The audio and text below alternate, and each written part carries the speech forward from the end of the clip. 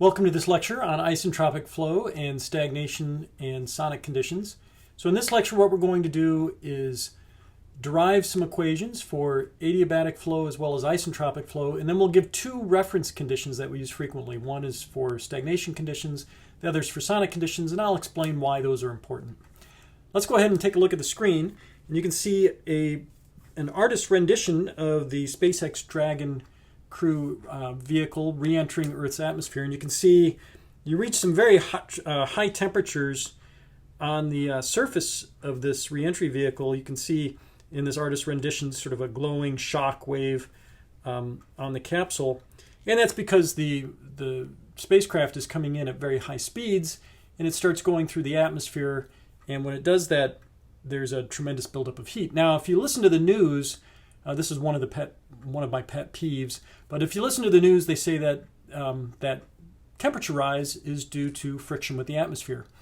And it's true that there are some viscous effects. It's actually viscous effects, not frictional effects, but there are some viscous effects that cause heating of the fluid in the boundary layer, and that certainly happens. But that's not the big source of heat on the spacecraft's surface. The big source of heat is actually conversion of macroscopic kinetic energy, just because the vehicle's traveling so fast. So put yourself in the frame of reference of the vehicle. It looks like the flow is coming at you at very, very high speeds, very large Mach numbers. And it has a lot of macroscopic kinetic energy, but when it hits the surface of the vehicle, the flow will slow down quite a bit. That energy has to go somewhere, and a large portion of that energy goes into microscopic kinetic energy, which is just temperature.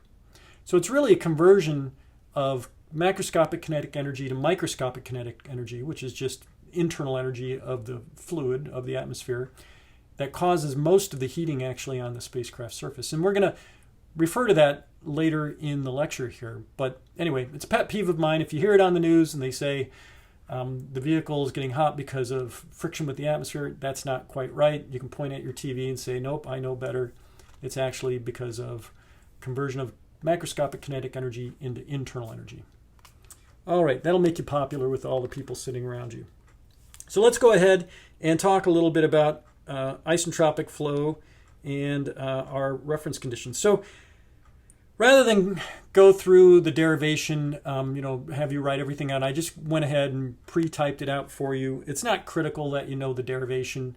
I just put it here so that you know where these equations come from and what assumptions are built into it. That's really kind of the most important part, is knowing the assumptions that go into the derivation so that you can use these tools that we're deriving most effectively. If you don't know the assumptions, you might use the tool improperly. So it's important to know what the assumptions are.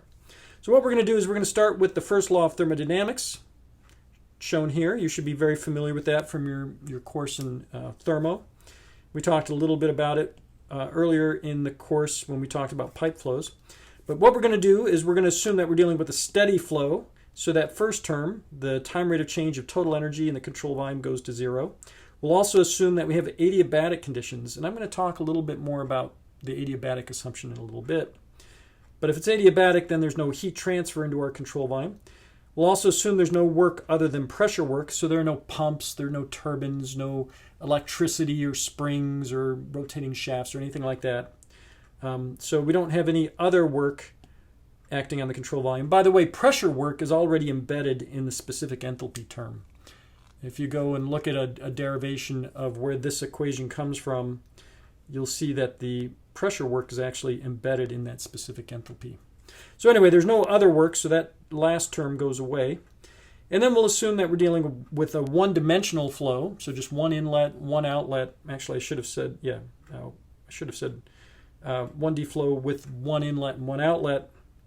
And it's uniform properties. So what that means is that we don't have to worry about the integration over the control surface. The properties are uniform over the inlet and the outlet. And it'll be the same mass flow rate coming in and out. Remember, this term is the mass flow rate term. So it's the same mass flow rate coming in and out because it's steady and there's only one inlet and one outlet. So we're left with this term. And then we're also going to assume perfect gas behavior. So it's an ideal gas with constant specific heats. So perfect gas behavior means that we can write the change in the specific enthalpy as the specific heat at constant pressure, C sub P, times the change in temperature. Now we can only do it that way for a perfect gas. If it's an ideal gas, then the C sub P is a function of temperature. For a perfect gas, C sub P is just treated, it's approximated as being a constant. And then since we're dealing with a gas, the potential energy terms, like here in our first law expression, those are very small compared to these other terms like the kinetic energy and specific enthalpy terms. So we just neglect it. It's there in reality, but it's such a small amount compared to the other two terms, we just go ahead and drop it out. So if you make all of those assumptions, we'll get this expression right here. Let me just zoom in on that a bit. C sub P times the temperature, remember that's an absolute temperature, plus a specific kinetic energy, 1/2 V squared, is equal to a constant. So we can apply this, for example, along a stream tube. So a stream tube, it's like a streamline, but just kind of a very narrow tube. Has one inlet, one outlet. Properties don't change much over that tiny little stream tube inlet and outlet. If it's a steady flow, if it's adiabatic, if it has no work other than pressure work, and we have a perfect gas going through here, then we have this expression. It's kind of like Bernoulli's equation if you look at it. Remember with Bernoulli's equation, we had an expression relating pressure and kinetic energy and potential energy. This is the same kind of expression, but it's dealing with a perfect gas, and it relates this term, C sub P times T, that's really a combination of internal energy and pressure work, plus the specific kinetic energy, and then we don't have potential energy because it's negligible, right? So this is still just a statement of conservation of energy, comes from the first law after all, and it's we can use it the exact same way that we use Bernoulli's equation, except now we have a relationship between temperature and velocity rather than pressure and velocity and elevation. So this is kind of like our Bernoulli's equation, but for perfect gases. Now we're going to modify this expression a little bit further. What we're going to do, since we're dealing with high-speed flows, we often like to work in terms of the Mach number. So we're going to make use of the definition of the Mach number. Of course, that's the velocity over the speed of sound. The speed of sound for an ideal gas. Since we're dealing with a perfect gas, remember a perfect gas is an ideal gas with constant specific heat. So here's the speed of sound for an ideal gas. So we can put that in for the Mach number. And then we can make use of some of these specific heat relations for an ideal gas. So like C sub P is equal to C sub V plus R, the gas constant. And then you can rearrange that equation to get these two other relations. So we just kind of combine them all together. And when all is said and done, we'll get this expression. Let me zoom out. This expression right here. So this expression, let me highlight it. This expression is just the same expression up here, but I've just substituted in Mach number instead of velocity, and just did these three substitutions right here in some algebra. So again, this is like our Bernoulli's equation, but for a perfect gas. And now you see we have a relationship between the temperature in the flow and the Mach number in the flow, and then here's the specific heat ratio. Remember that the specific heat ratio, let me write it over here, is just C sub P over C sub V. Okay, and just as a good number to remember, since we use it so often, C sub P, the specific heat ratio, for air is 1.4. So just a good number to remember because we deal with air, high-speed flows of air all the time. Okay, so now if you look at this equation, the assumptions again that go into that is that we're dealing with the flow with one inlet and one outlet, one dimensional, no variations over the inlets or outlets. Steady flow, adiabatic, that's a key assumption. I've underlined it because later on I'll make an isentropic assumption. Adiabatic's a little less restrictive than isentropic. Remember that an adiabatic and internally reversible process is isentropic. Now for this expression right here, it doesn't have to be internally reversible. That's important actually when we analyze shock waves, because shock waves, we can treat the process across a shock wave as being adiabatic, but it's not reversible. So we can still use this equation across a shock wave because it doesn't have to be reversible. It's a little less restrictive than being isentropic. So anyway, it only has to be adiabatic. Again, perfect gas is very important. No work other than pressure work. All right, so we have this constant on the right-hand side. Now, if you remember when we used Bernoulli's equation, we typically connected our stream tube from one location to another, right? It's nice, and then when we did that connection with Bernoulli's equation, we often set one of the connection points to be like the free surface of a large body of water, for example, like a lake. And the reason we did that is because we knew the pressure there, we knew the velocity there, often the elevation. It's a good reference point because we know a lot of information about it.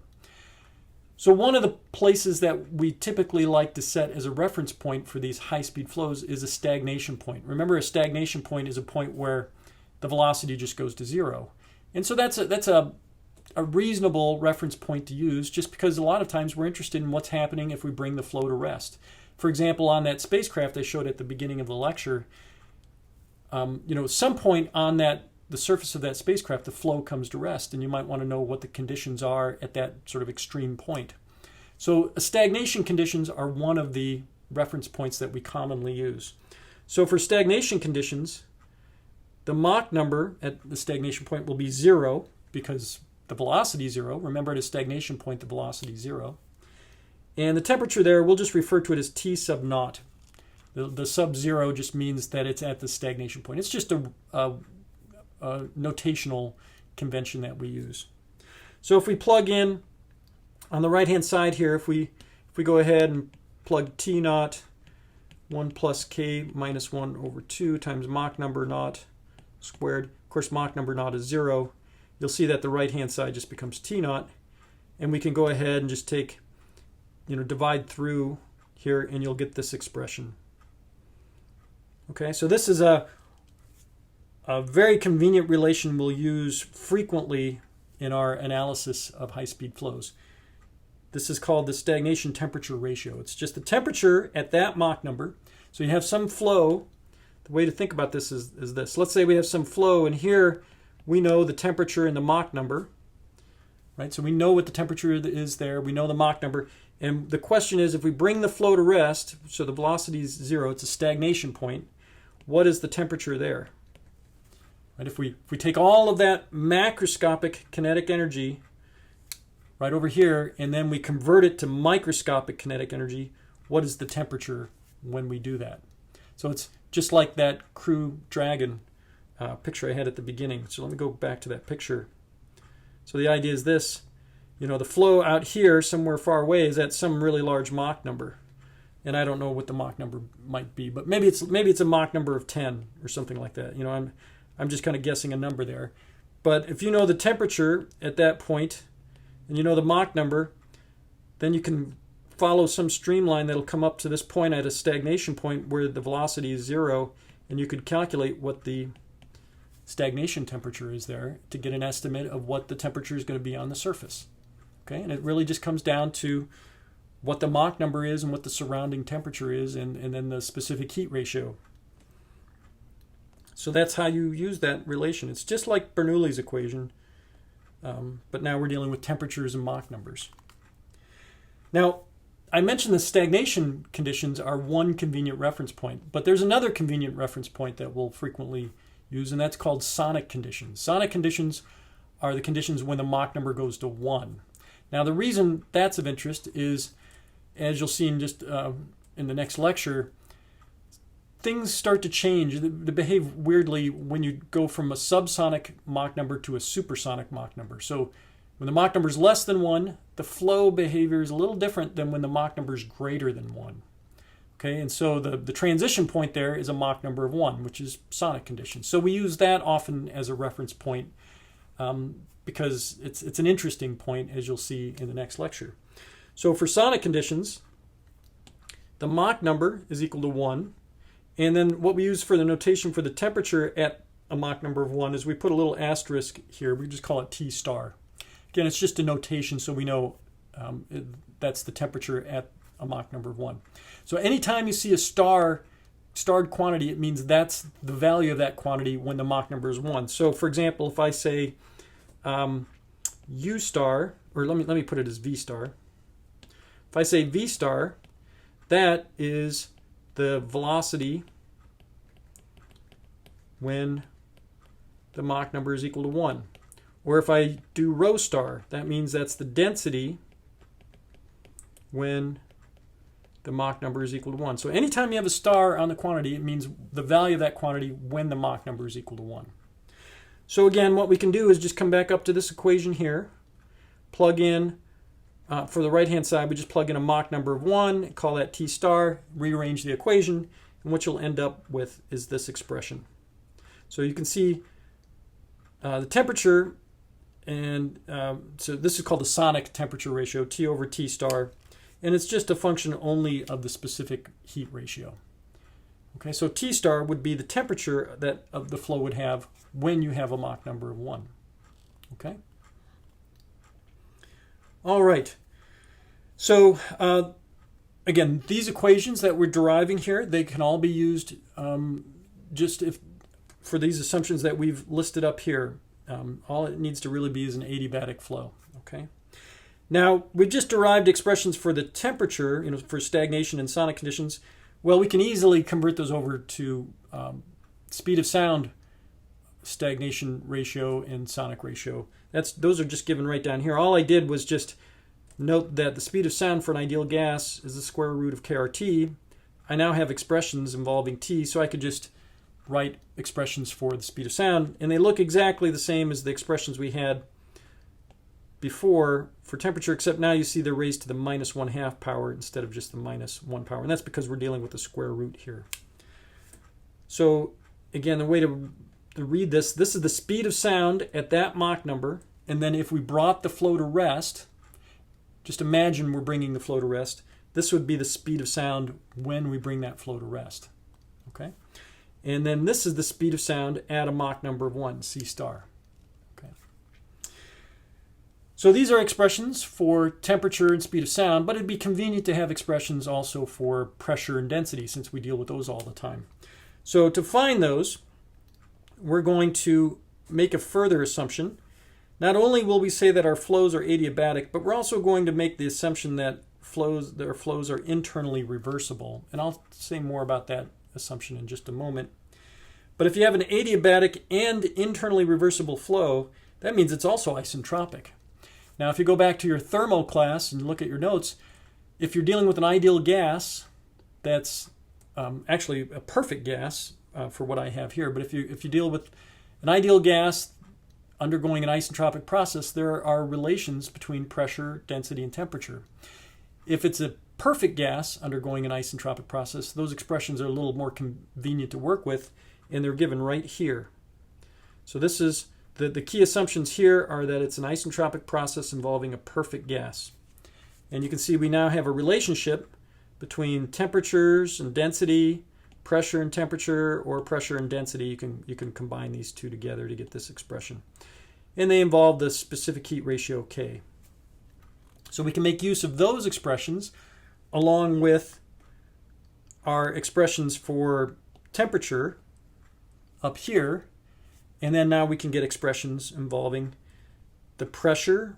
So we have here the stagnation pressure ratio. Here's the sonic pressure ratio. Here we have the density stagnation ratio and the sonic density ratio. Okay, actually I just realized I made a mistake. I need to correct that. I thought it looked kind of funny. There's a mistake right here. Fix this.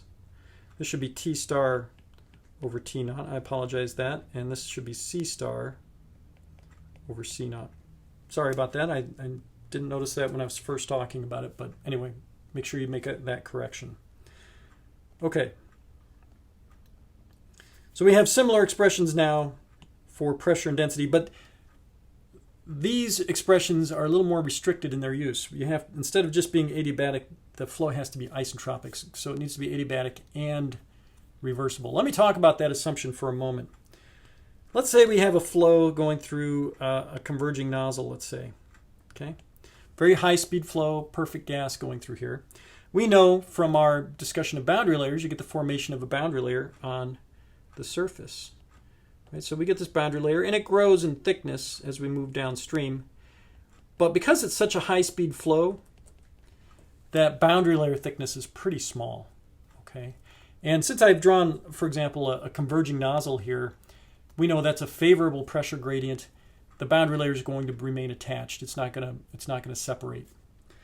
So if we think about the flow through this device, this kind of nozzle I've shown here, all of those viscous effects, the things that cause irreversibility, are really concentrated in a very thin layer next to the walls. Remember, the inner core is essentially inviscid because the velocity gradients there are so small. So there are no viscous effects really to worry about in the inner core. So the flow is basically reversible there because there are no dissipative mechanisms like the viscous effects. So we have really kind of a reversible flow through most of that flow field. It's only a thin region next to the walls that you have irreversibilities. In addition, as long as the length, the surface area of this nozzle isn't too large, and there isn't a huge thermal gradient, like if it has some insulation to it, or the temperature is not that different from the surroundings, or the surface area is small, then the heat transfer effects would be relatively small. We could neglect them. So generally that's an assumption we make, is that there's very little heat transfer going through these walls unless you're dealing with a really large surface area. There are situations where that large surface area, you can have lots of heat transfer going through it. In those cases, they're not adiabatic, and you'd have to consider the heat transfer. But for most cases that we worry about, like these nozzles, and kind of short devices, heat transfer effects are really negligible.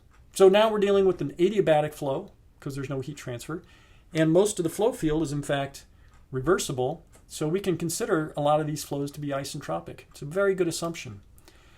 Now, we also assume, we'll also deal with converging diverging nozzles. We'll also assume that the diverging part is also isentropic. That's a bit more questionable of an assumption. If we have a sharp, let me redraw this diverging part. If we have a diverging part that gradually increases in area, then the pressure gradient, it's going to be an inverse pressure gradient. You can just figure that out from Bernoulli's equation. So that means the pressure is growing as you go downstream. But if the area changes very gradually as you go downstream, that pressure gradient won't be very large, and it's possible that the boundary layer won't separate, but it'll just remain attached through the whole diverging section process. And in that case, the flow is still, the boundary layer is thin, most of the flow field is still isentropic, totally fine. Now remember, these are very high-speed flows, so the Reynolds numbers are really large, and so they're turbulent boundary layers, so they tend to have more momentum and can stay attached in flows that have kind of higher pressure gradients, higher inverse pressure gradients. If instead we had a diverging section that was almost like a step change, then we would certainly get boundary layer separation and recirculation and kind of recirculation zones. In that case, our isentropic assumption through the whole diverging section would be very questionable because of those large recirculation regions. We would have significant viscous effects in those. Our isentropic flow assumption might not be so good through the whole flow field. So then it's more questionable. But we won't worry about those situations. The only situations we'll worry about will be these kinds of converging diverging nozzles where most of the flow is considered reversible. Boundary layers stay attached. We don't have to worry about those sorts of things. Okay, one last thing I want to talk about before I move on here is you'll notice that I've written down for the sonic pressure ratio, P star over P naught, you'll see that it's just a function of the specific heat ratio K. Since we deal with air all the time, we know the specific heat ratio is 1.4. We can plug in that value into that equation, and we'll get, for air, P star over P naught is about a half, so 0.5283. That's a number, again, that's worth remembering, again, because we deal frequently with air. And the reason that we want to remember that one is because it's pressure differences that really drive our flows, right? When you have a pressure gradient, the fluid gets pushed through like this converging diverging nozzle I have on the screen. It's the pressure gradient that pushes the fluid through there. And the reason that number is kind of important is because I told you a lot of the behavior of the fluid will change when you reach a Mach number of 1. And so we might want to know what kind of pressure difference do I need to have, or pressure ratio do I need to have in order to reach that Mach number of 1? That's kind of a critical point. Well, this just tells you that your pressure difference needs to be about a half. So you need your stagnation pressure to be about twice the pressure where you're going to get a Mach number of 1. So we'll come to this in the next lecture, but let's think about this for a moment. Let's say we have a tank that's pressurized, and then the tank discharges into the atmosphere, okay, just through a converging nozzle, let's say. Well, the pressure in the atmosphere, if it's a converging nozzle, the pressure right at the end of that nozzle will be atmospheric pressure. It'll be a free jet there. So it'll be atmospheric pressure. If we're going, and you'll see this in the next lecture, but if we have a Mach number of 1 anywhere in this flow, it'll be at the very exit of that nozzle where it's kind of the smallest area. So that surrounding pressure will be the sonic pressure. If we reach a Mach number of 1, it'll be at the atmospheric pressure. The pressure in the tank would be at stagnation conditions. So if we can pressurize the tank to about twice atmospheric pressure, we'll get a Mach number of 1 right at the exit. So let me just kind of draw that picture here. So I'm saying, let's say we have a tank, and I decrease the area like that. So the pressure in the tank will be stagnation pressure. Here's atmospheric pressure out here. If we, and I'll discuss this in the next lecture, but if we have a Mach number of 1 anywhere, it'll be right there. So let's assume for the moment that the Mach number is 1 there. So that means the pressure there will be P star. And since it's a free jet coming out there, that P star will be equal to the atmospheric pressure. So that means that our stagnation pressure will be roughly twice atmospheric pressure because of this expression right here. So all you have to do is pressurize that tank to be approximately twice atmospheric pressure, and you can get a Mach number of 1 coming out. And that's not a hard thing to do. So it's actually pretty easy to get sonic flows in air. You don't have to pressurize things too much to get there. We'll talk more about it in the next lecture. Okay, so the last thing I want to show is just these quantities plotted out. So I've just plotted out the stagnation pressure ratio, stagnation density ratio, same thing with the temperature and speed of sound. Those are all given right here. And I plotted them, those ratios, as a function of Mach number for air, just to kind of show you what they look like. As you increase the Mach number, those ratios go down. You can just see them there. Now, these quantities are relatively easy to calculate. If you have your calculator, you can plug in Mach number and the K value and calculate that ratio. It's not that hard to do, but there are tables where you can look these up. If you don't have access to a calculator, or you don't want to type in the numbers, you can certainly look it up in a table. If you look at the very back of your formula sheet, you'll see tables called isentropic property tables, and they'll give you this expression P over P naught. They may actually be flipped upside down. A lot of people like to present them upside down as P naught over P. I just learned it the other way, P over P naught, so that's why I present it that way. But those tables might have P naught over P as a function of Mach number for air. And so you can look up the values from the tables, totally fine. You could interpolate from them, no problem. If you go online, there are lots of calculators that are available to calculate the isentropic, like this isentropic stagnation pressure ratio. You can look those up and use those calculators. No problem. You can do that for homework. You'll just want to be comfortable typing them into your calculator or using the tables when you do a quiz and you don't have access to an online calculator. All right, I think, I do actually have one last thing. I want to mention just one more note about the stagnation pressure. If you deal with gas dynamics or compressible flows, gas dynamics is just another name for compressible flows of gases. If you're in that field, you'll hear people always referring back to stagnation pressure. People are very concerned about what happens to the stagnation pressure. And the more non-isentropic processes you have, the more the stagnation pressure drops. This is something you'd learn once we talk about shock waves. But people are concerned about the stagnation pressure and what's happening to it. And the reason is because the stagnation pressure is related to how much work you can get out of the flow. Generally, as engineers, we're designing systems so we can do something with them, right? We want to get some work out of them typically. So the stagnation pressure is actually related to how much work we can get out of the flow. And you can sort of see this here. I just drew up a kind of invented situation here. Let's say we have some flow going, and we just kind of like a pitot tube, basically just a flow comes into a small nozzle where it's brought into rest. And I just have brought it into rest into this sort of piston device.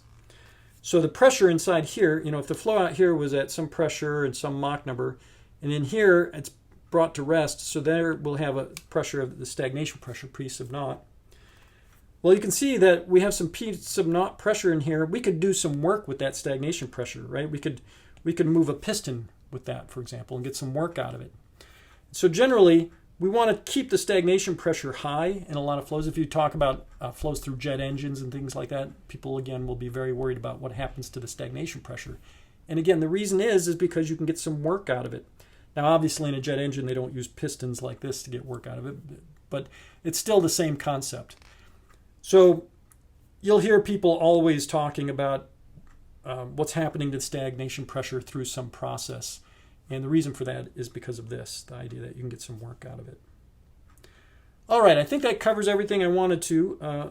There are some examples, of course, that you can take a look at, see how you work problems with these stagnation pressure ratios, sonic pressure ratios, etc. What we'll do in the next lectures, we'll talk about isentropic flows with area change. That's where things get really interesting. So we'll do that in the next lecture.